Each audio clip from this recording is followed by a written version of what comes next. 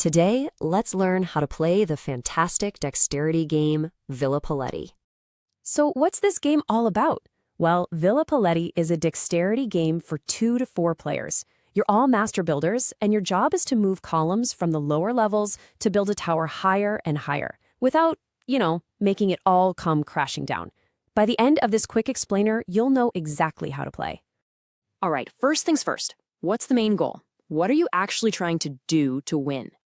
Your goal is to become the master builder, and you do that by moving your colored columns from the bottom levels all the way up to the current highest floor. The person who has the most valuable columns on top when the game finally ends is the winner. Ready to build? The setup is super quick and simple. Let's walk through it together. First up, put the round foundation piece right in the middle of your table.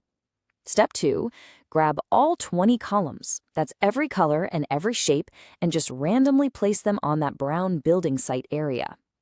And for the final step, carefully place the first blue floor right on top of all those columns. And that's it, you're all set up. Now, how do we play? Well, the last person who chose their color gets to go first, and then play just moves clockwise from there. On your turn, it's actually pretty straightforward. You have to do one of 2 possible actions.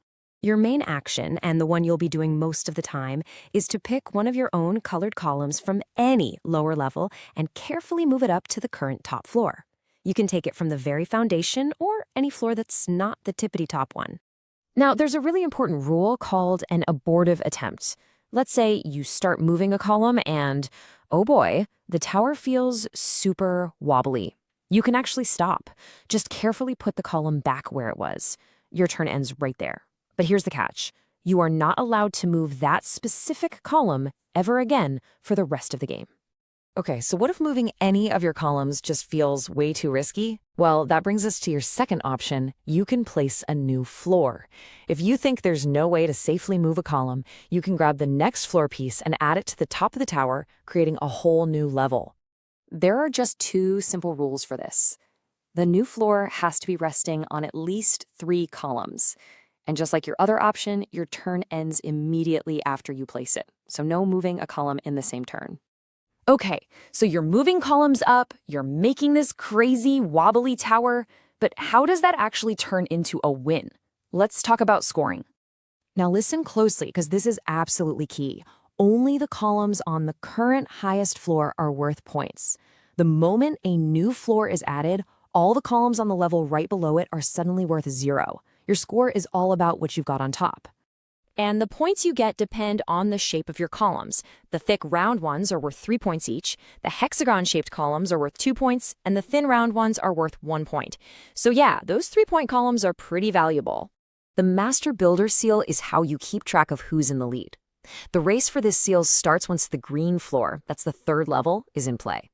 The first player to move one of their columns onto that floor gets to take the seal. After that, anytime a player's total score on the top floor is higher than the current leaders, they snatch the seal away. If you tie, the seal just stays where it is.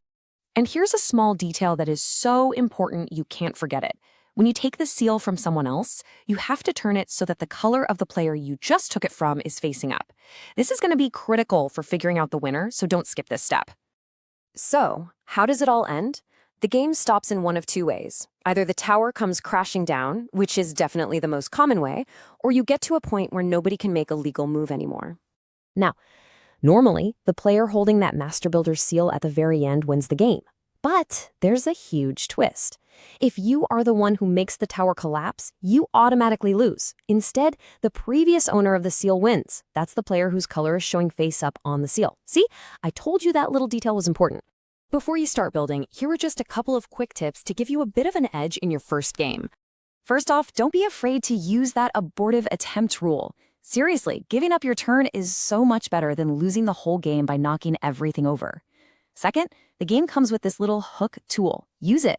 It's perfect for wiggling out columns from those really tight spots. And finally, always remember that placing a new floor erases all the points on the level below. You can totally use this to your advantage to wipe out an opponent's big score. And that's really all there is to it. You now have everything you need to know to play a full game of Villa Paletti. So the only question left is, how high can you build before it all comes tumbling down? Good luck and have fun!